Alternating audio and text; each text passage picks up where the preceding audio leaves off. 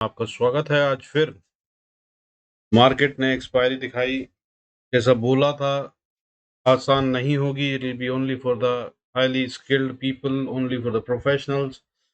Amateurs मारे जाएंगे आज, वही हुआ।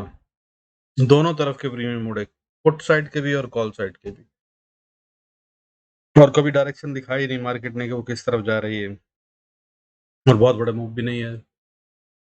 दोनों तरफ के प्रीमियम खा लिए गए। आई होप दिस हेल्प यू और आपने पैसा बनाया होगा, और नहीं बनाया तो आइए आज का वीडियो शुरू करते हैं, उसको देखते हैं। कल जरूर बनाइएगा। Before that I request you to go through the disclaimer. जरूरत हो तो वीडियो को पॉज कर पूरा पढ़ें। आज की टॉप न्यूज के अंदर Canada inflation rises to annual 8.1% in June versus 8.4% estimate. Canada, पहले बता दूं आपको, Canada is one of the countries, Canada, Italy, कुछ ऐसी कंट्रियां हैं जिनका कभी भी एस्टीमेट रॉन्ग नहीं होता है, मतलब दशकों से नहीं हुआ है।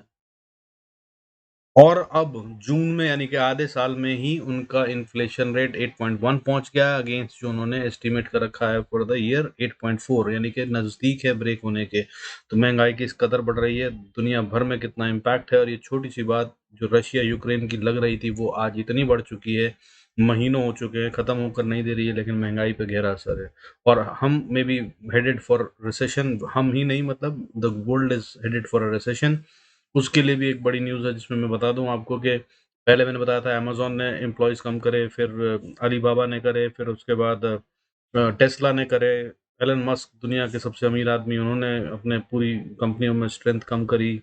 अब फोर्ड ने भी अनाउंस करा है that they plan to cut as many as 8,000 jobs in coming weeks. आने वाले कुछ हफ्तों में 8,000 नौकरियां खत्म कर देंगे। Further, Russia's deputy PM Novak ने कहा है Russia will not sell oil if the price cap is lower than the cost of output. उनका कहना है, जो कि लॉजिकल भी है, कि अगर तेल की कीमतें मार्केट में गिर जाती हैं उससे नीचे, जो कि उनकी लागत है, तो वो तेल नहीं बेचेंगे। अमेरिका इसी की कोशिश कर रहा है कि तेल की कीमतों को नीचे ले आया जाए, और रशिया ने उस पे, रशिया को दबाव डालने के लिए यही किया जा रहा है, और रशिया ने उस पर स्टेटमेंट दिए। बाकी आगे देखते हैं क्या होगा, हालांकि ये काफी बढ़ चुका है, कुछ तो होना ही चाहिए। लेट्स सी क्या होता है। फर्दर, एफआईआईज ने आज फिर से एक बार सेलिंग करी, और ये कंसेक्यूटिवली तीसरा दिन है, और अच्छी खासी बाइंग हो रही है पिछले 2 दिन से। कल उन्होंने 1780 करोड़ की बाइंग करी थी, आज 1799 करोड़ की बाइंग करी है, उससे पहले दिन 156 करोड़ की करी थी। और डीआईआईज 3 दिन से लगातार सेलिंग कर रहे हैं, और आज फिर उन्होंने करीब 200 300 250 करोड़ की सेल ऑफ किया, 230 करोड़ का, 230.22 करोड़ का। और उसके बाद आज जो मंथली फिगर हो गई है वो 5,746 करोड़ की हो गई है एफआईआईज की सेलिंग की, जो कि बहुत कम है कंपेयर टू लास्ट मंथ। पिछले महीने 58,100 करोड़ से ज्यादा की सेलिंग करी थी, और इस महीने फाइनल एक्सपायरी वीक में हम आ गए हैं, मंथली एक्सपायरी चालू होने वाली है, और अभी तक 5,746 करोड़ बेचा है, और पिछले 3 दिन से लगातार बाइंग कर रहे हैं। क्या कारण है इसका, ये समझना जरूरी है, मगर मुश्किल है। समझ आते ही मैं जरूर शेयर करूंगा, लेकिन मैं आपको बता दूं कि अभी कोई कारण दिख नहीं रहा है। हो सकता है एफआईआईज के पास कोई ऐसी इंफॉर्मेशन है जिसकी वजह से वो ये कर रहे हैं, और वो क्या है वो अभी तक हमको नहीं मालूम है। बट मार्केट अभी ऊपर जा रही है, अभी और भी स्ट्रेंथ दिखा रही है, अभी शायद गिरने के संकेत नहीं है। हालांकि ऊपर उठने में भी थोड़ा लिमिटेड दिख रहा है। चलेंगे आगे, देखेंगे क्या लेवल्स हो सकते हैं। तो अभी एनुअल फिगर क्या हो गई है एफआईआईज की सेलिंग की, 2,89,151 करोड़, और डीआईआईज की बाइंग एनुअल हो गई है 2,39,534.93 करोड़। और इस सब की वजह से जो बाइंग इन्होंने करी, आज सारे सेक्टर बढ़ रहे थे, mid cap, small cap, media, bank, energy, metal, FMCG, IT, reality, auto, सब बढ़ रहे थे एक्सेप्ट फॉर फार्मा। फार्मा में आज थोड़ी सी गिरावट है, वो भी छोटी सी है, ½ % से भी कम, बट है, रेड में बंद हुआ है। बाकी सारे सेक्टर ग्रीन में थे, और बड़े वाले शेयरों में मूवमेंट था, जैसे कि बजाज फाइनेंस। आज की बढ़त जो हुई है 84 पॉइंट्स की निफ्टी में, उसमें से 18 पॉइंट्स बजाज फाइनेंस ने, या बल्कि मैं टोटल बताऊं तो आपको Bajaj finance, Infosys, Bajaj Finserv, IndusInd bank और लार्सन ने मिलकर करीब करीब 40 पॉइंट का, जो टॉप 5 है, वो गेन निफ्टी में दिया है आउट ऑफ 84। और इसके अलावा जो बढ़ने वाले शेयर थे वो भयंकर रूप से बढ़े हैं। कौन से शेयर थे? जैसे कि टाटा कम्युनिकेशन 10.3% बढ़ा, इंडसइंड बैंक 7.82%, 7.82% बढ़ा, एबीबी 6.70, मदरसन सुमी 6.24, दीपक नाइट्रेट 6.19%। मतलब ये सारे शेयर ऊपर 6% से ज्यादा बढ़े हैं। Bharat electrical, Cummins India, BHEL, Aarti industry, ये सब 5% से ज्यादा बढ़े हैं। गिरने वाले भी थे कुछ शेयर, जैसा कि मैंने बताया फार्मा टूट रहा था, तो डॉक्टर रेड्डी, सिप्ला टूटे हैं आज। डॉक्टर रेड्डी लगभग 2% टूटा है, सिप्ला 1.32% टूटा है, कोटक महिंद्रा 1.49% गिरा है, एसबीआई लाइफ में भी गिरावट थी आज 1.48% की, रिलायंस, एचडीएफसी बैंक और Tech Mahindra the top ones जो निफ्टी को हिट करते हैं वो भी आज रेड में थे। हालांकि गिरावट छोटी थी, रिलायंस में 0.67% की गिरावट आई है, इस पर नजर रख सकते हैं।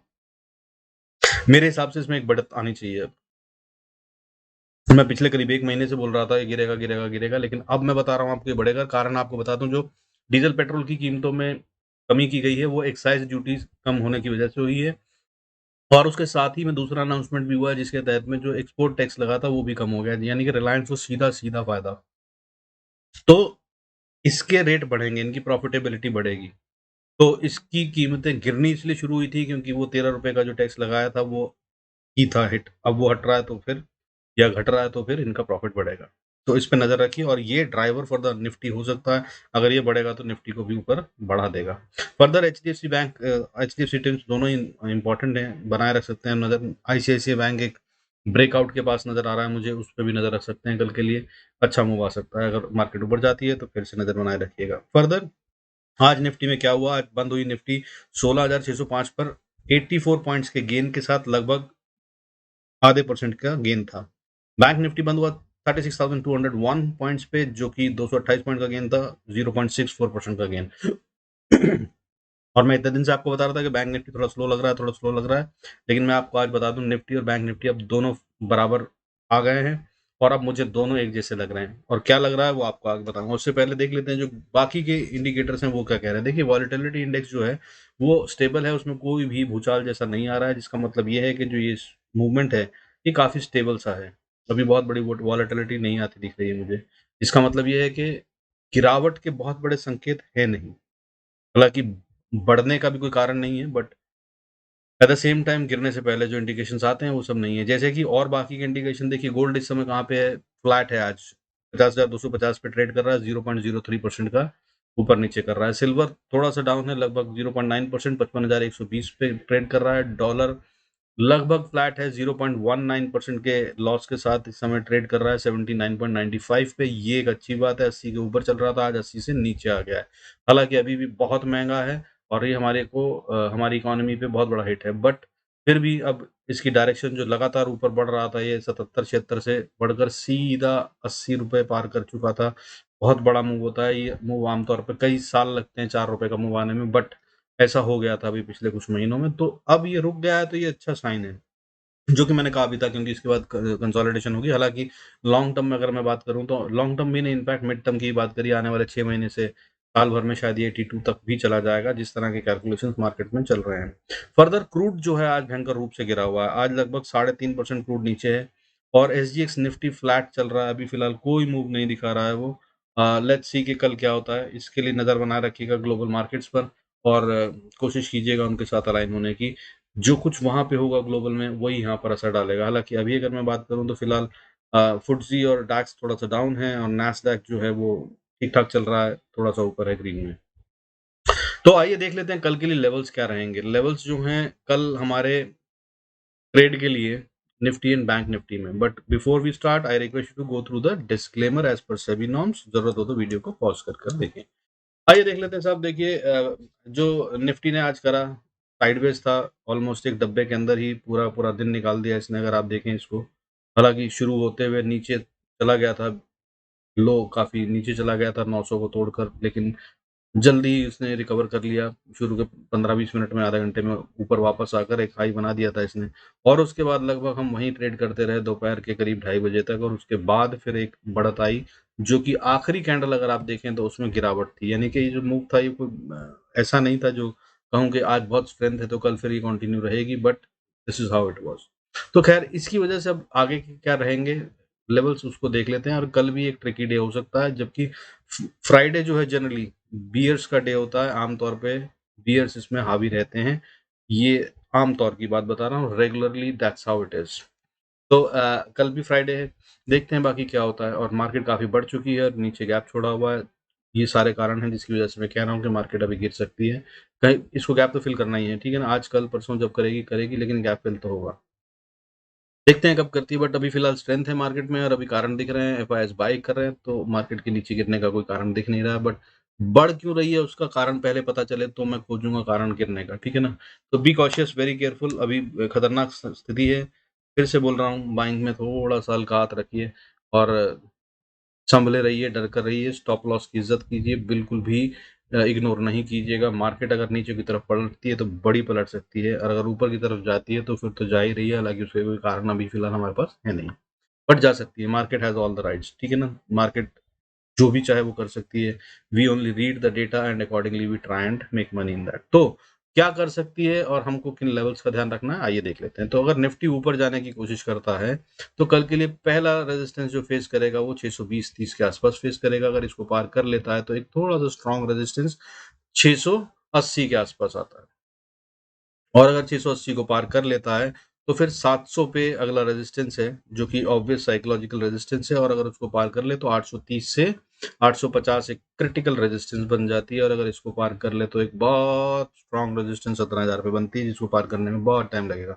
हालांकि 16,850 भी मैं बोल रहा हूँ बहुत स्ट्रॉन्ग रेजिस्टेंस है, इसको भी जल्दी पार नहीं कर सकता निफ्टी। एक बार में तो नहीं करेगा, वहां जाएगा, एक दो बार टक्कर मारेगा, फिर नीचे गिरेगा, तभी हो पाएगी।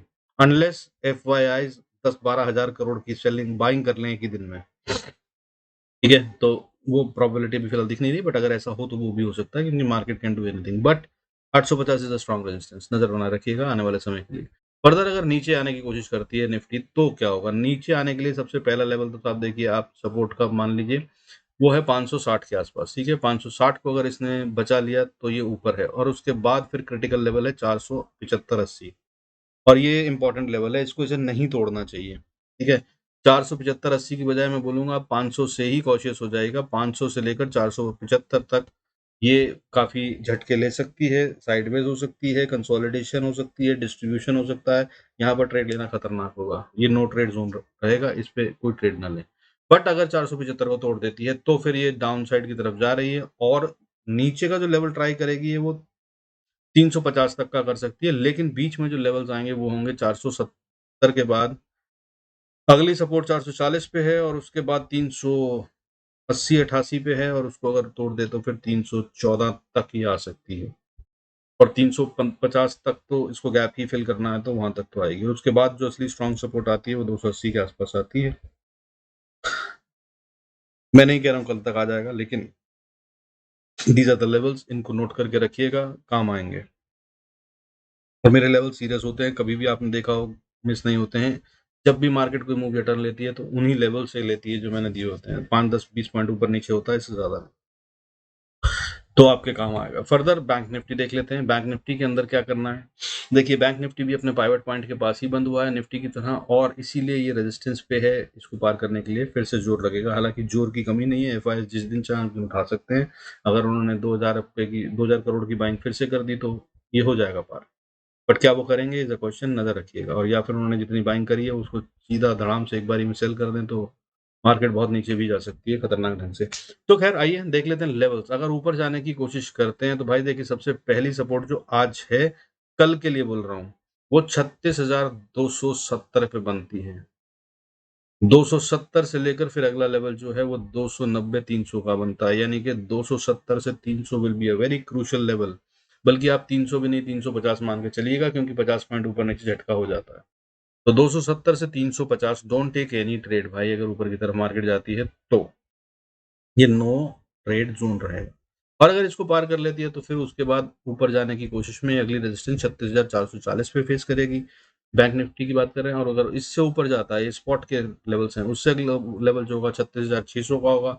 हालांकि ये क्रिटिकल होगा, इसको पार करने में इसको टाइम लगेगा, लेकिन अगर इसको ये पार कर लेता है तो हम स्ट्रॉन्ग माने जाएंगे बुल साइड की तरफ, या कि हमारा ट्रेंड और बुलिश हो जाएगा, तो आगे की तरफ बढ़ेंगे बैंक निफ्टी में। तो उसके बाद किस तरफ को मूव होगा हमारा 36,850 तक के लिए हम मूव कर सकते हैं, उसके बाद फिर सीधा-सीधा, और अगर वो पार कर लिया तो फिर 700 अगली रेजिस्टेंस है, और 700 के बाद लेवल्स जो हैं वो 37,500 और 38,000 तक के बनते हैं, लेकिन वो कल आएगा ऐसा मुझे लग नहीं रहा है, ठीक है? तो नज़र बनाए रखिएगा फर्दर, जैसा कि मैंने आज के लिए कहा था, कोई लेवल हुआ है ऑनर, मैंने 80 के आसपास का लेवल दिया था, 280, 36,280, 330 का हाई मारकर मार्केट वापस घूम गई है, 50 पॉइंट का अंतर, तो वहीं से मूव कराया हम, अगर आप देखें तो कल के लिए भी मैंने बता दिया है, नोट करके रखिएगा, रिवर्सल ट्रेड लीजिएगा। अब देख लेते हैं नीचे के लेवल, अगर बैंक निफ्टी नीचे की तरफ जाना चाहता है तो 36,000 will be a good support, यहाँ पर से बहुत चांसेस हैं कि ये इसी रेंज में 36,000 से 36,250 के बीच में मूव करता रहे,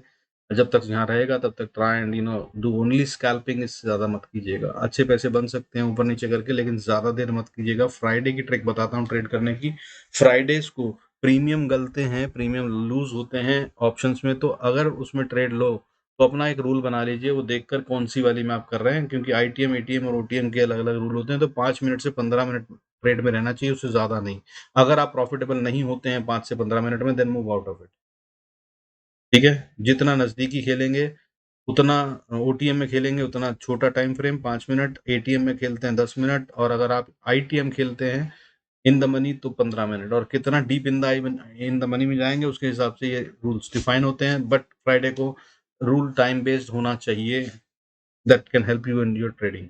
तो अब देख लेते हैं कि अगर ये नीचे की तरफ जाना चाहता है तो लेवल होंगे 36,000 को तोड़ने के बाद। बैंक निफ्टी की जो अगली सपोर्ट आएगी वो 35,900 है, और उसको तोड़ दे अगर तो फिर एक छोटी सी सपोर्ट 35,757 पे है, अगर उसको तोड़ दे तो फिर 35,551 पे अगली सपोर्ट आती है, जो कि थोड़ी स्ट्रॉन्ग वन है, और इस जगह पे गैप भी फिल हो जाएगा, तो बहुत चांसेस हैं कि यहाँ से ये बाउंस बैक ले, लेकिन अगर नहीं लेती है तो फिर 35,407 अगला लेवल है, और अगर इसको तोड़ देती है तो फिर एक क्रिटिकल लेवल अगला वाला जो आता है वो 34,900 से लेकर 34,820 का है। इसके बीच में डेफिनेटली बैंक निफ्टी थोड़ा सा रेस्ट लेगा या डायरेक्शन चेंज करेगा, और अगर यहाँ नहीं करता है तो फिर अगला लेवल 34,300 तक का खुल जाएगा। कल तो मुश्किल लग रहा है, बट लेवल इंपॉर्टेंट है, इसको ध्यान में रखिएगा। I hope this will help you do good trades. अभी तक आप पैसे बना रहे हैं, अच्छा फायदा हो रहा होगा, और अगर हो रहा है तो please do subscribe, do like and share the video. God bless us all. See you in next video.